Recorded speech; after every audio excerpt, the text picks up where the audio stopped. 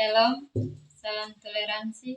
Perkenalkan, nama saya Adolina Unley dengan NIM AB 251003. Di sini saya akan melakukan OSCE pendidikan kesehatan tentang diaperus. Alat dan bahan yang diperlukan yaitu pengukur suhu, penlight, dan juga stetoskop. Ya Ibu, di sini saya akan menjelaskan tentang pendidikan kesehatan tentang diaperus. Ya Ibu, saya permisi periksa anak Ibu. Ya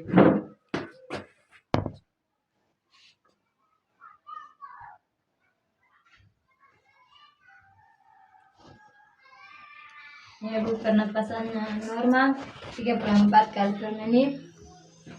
Suhunya permisi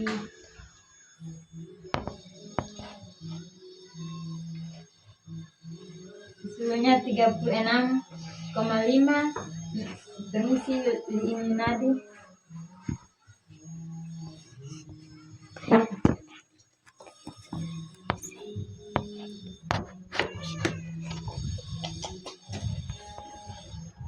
Nadinya normal 110 kali per menit.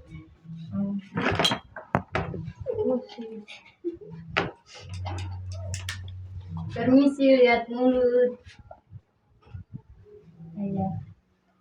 Mulutnya normal ya Ibu. Tidak ada putih-putih, tidak ada bercak-bercak dan kemerahan. Ya Ibu, sebelum saya menjelaskan tentang pengertian diaperus, apakah anak Ibu nama Tasya? Iya Ibu. Ya, umurnya 4 bulan. Iya Ibu. Ya Ibu. Baik Ibu, ini menjelaskan tentang pengertian diaperus atau ruang popok. Adalah peradangan kulit yang terjadi pada area popok. Hampir sebagian besar bayi mengalami hal yang sama.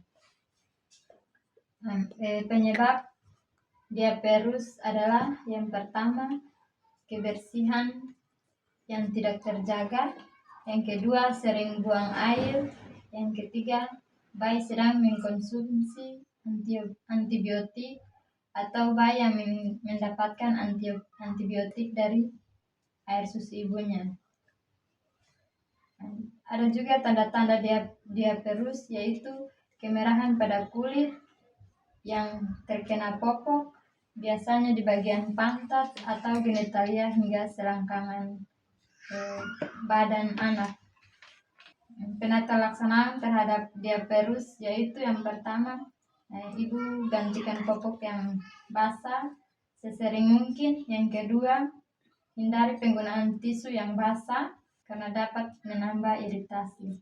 Yang ketiga, Ibu menggunakan air bersih untuk membersihkan area popok setiap kali mengganti popok. Yang keempat, cukup keringkan dengan menipu kulitnya tanpa digosok karena gosokan keras dapat menyebabkan kerusakan kulit pada bayi. Yang kelima, hindari penggunaan popok terlalu kencang. Yang keenam, tidak disarankan untuk bayi menggunakan baby oil atau lotion untuk mengurangi ruang popok. Jadi Ibu tidak boleh menggunakan minyak seperti baby oil dan juga body lotion untuk baby itu tidak boleh digunakan di bagian area popok bayi. Yang berikut, pencegahan tentang diaperus, yaitu yang pertama, Ibu menggunakan popok kering atau menggunakan popok kain yang gampang menyerap keringat. Yang kedua, Ibu harus sering mengganti popok bayi jika popok bayi sudah basah. Yang ketiga, Ibu menjaga kebersihan di sekitar popok bayi. Apabila ada keluhan pada bayi, Ibu boleh bisa mengantarkan anak Ibu ke fasilitas kesehatan terdekat. Apakah sampai sini paham? Nah, yang berikut saya akan menjelaskan tentang pengertian oral truth kepada ibu. Oral truth adalah kandidiasis selaput lendir mulut, biasanya mukosa dan lidah, dan kadang-kadang palatum, gusi, serta lantai di mulut. Gejala oral truth yaitu yang pertama, tampak bercak keputihan pada mulut seperti bekas susu yang sulit dihilangkan. Nah, yang kedua, bayi kadang-kadang menolak untuk minum susu atau menyusui. Yang ketiga, mukosa mulut mengelupas. Yang keempat, lesi sampel atau luka-luka banyak pada selaput lendir mulut sampai bibir memutih menyerupai bekuan susu yang melekat bila dihilangkan dan kemudian berdarah. Yang kelima, bila terjadi kronis maka terjadilah granulomatosa atau lesi benjolan kecil menyerang sejak bayi sampai anak-anak akan menyerang bayi sejak bayi 4 bulan sampai anak-anak yang berlangsung lama hingga beberapa tahun akan menyerang kulit anak. Yang keenam, gejala yang muncul adalah suhu badan tinggi sampai 40 derajat Celcius. Yang ketujuh, tak mau makan, bayi tidak mau makan atau makanan dimuntahkan, tidak mau susu botol bahkan susu ASI, dan gelisah terus.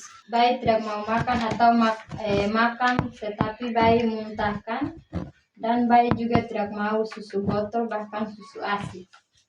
Bayi banyak mengeluarkan air liur lebih banyak dari biasanya.